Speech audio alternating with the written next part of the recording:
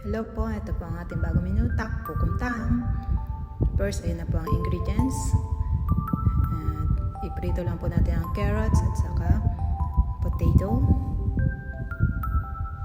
Then, after po maprito, iset aside lang po natin. Tapos, unahin na po natin yan. Igisa ang bawang, sibuyas, sa luya. Pinagsama-sama ko na po. And then, ilagay na po natin ang manok. Sangkutsahin po natin ang manok. At ilagay na rin po natin ang chili powder and chili paste. Ayan, halu-haluin lang po. At saka mga 15 minutes po pakuluan bago ilagay yung mga gulay.